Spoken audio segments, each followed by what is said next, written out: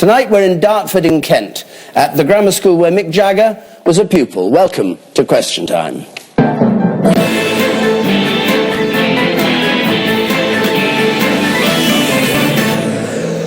And good evening to you at home, good evening to our audience here. Welcome to our panel.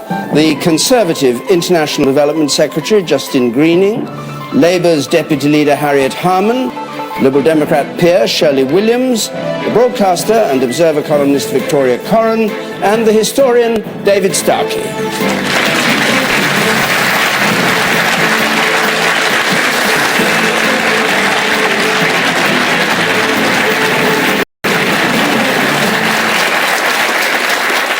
And Roger Brindle has our first question. Mr. Brindle.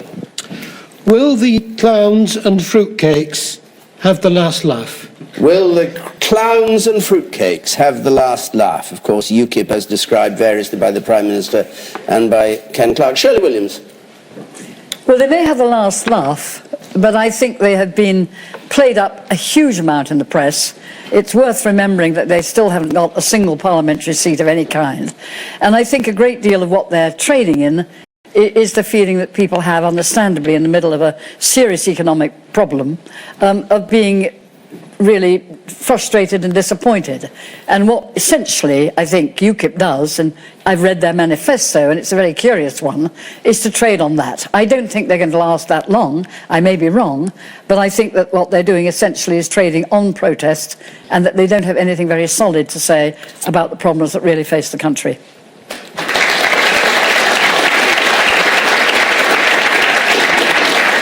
David Starkey.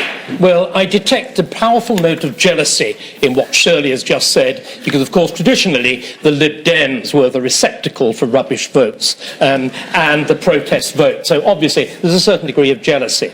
I don't think they will have the laugh in this election.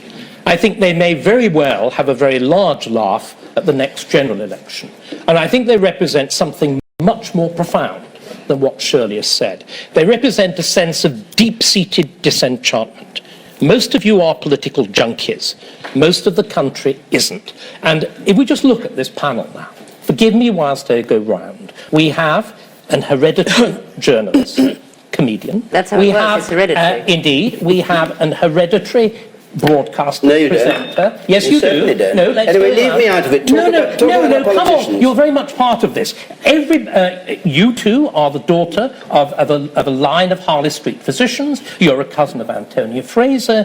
You're Vera Britton's daughter. Now, in other words, there are only two of us here who came up from Nat, Justine and me, and we're both on the right. There is this awful sense of politics as a cosy club. Now, you can get away with it when you've got an aristocracy, okay, in the past. If you're also pretending to be a democracy, then this sort of cosy, inbred, liberal, pat on the back, it's all right. The Ken Clarke remark, the contempt for the mere orders, saying things that rather a lot of people believe.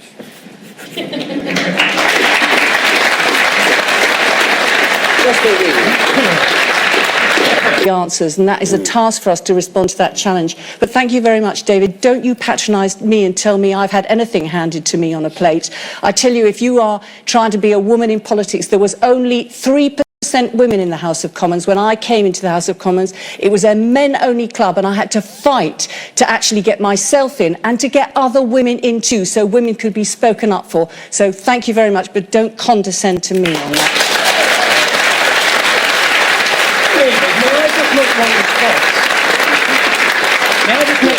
Ladies and gentlemen, may I just make one response? I wasn't condescending, I was describing. You did indeed fight for women, but you fought most effectively for middle-class women like yourself. Because exactly the way female liberation has worked, and I wholeheartedly support it, is disproportionately in favour of rich, well-connected women like Absolutely not. That is absolutely not. It is absolutely true. No, you're both David, wrong. I fought for maternity pay and leave for women whose husbands actually couldn't afford for them to be staying at home off work. Girls in the city do best out of that, like my sister. No, I fought for childcare for women. She who does best out of it. Rich women in the city right. milk That is this so like mad. wrong. That is so wrong. It's so right. What about equal pay for women who are actually doing ordinary manual jobs and didn't get the same pay as men? That is an I think we absolute should rubbish. And that's why I'm in the revert to Labour Party Maybe and not we'll in go the back to the Tory press We'll go back to UKIP. Maybe go back to the press. Thank you. Yes. We'll go back to UKIP. And I want... Well, look, I'm still stunned by David Starkey's opening comment. It's true, I became a writer because my father was one and I wanted to impress And your him. brother is. It seemed noble and fun. I didn't realise it would make people vote UKIP.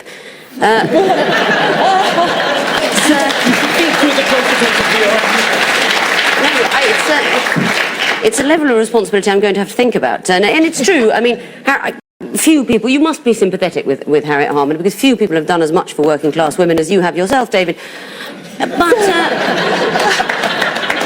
Sorry, I really won't be patronised. My mother scrubbed floors for a living. And Yes, when well, I have... and you've done so much for women since. Anyway, I'll carry on. I think the problem with calling people clowns and fruitcakes, this panel accepted, I was very angry to hear the people from UKIP described as clowns and fruitcakes, just because I think it is the lowest form of political discourse. To call your opponents mad is lazy and annoying, and it's a refusal to engage. It's just like saying don't vote for UKIP, they're ugly.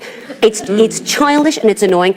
I also don't like the denigrating of the protest vote. A lot of people were saying, oh, but it's just a protest vote. Like that's nothing. We live in a democracy. It's great that we can have a protest vote. The ballot box is where people should make their opinions felt. Violent protests aren't wanted. Peaceful protests are ignored. Protest votes are what it's all about.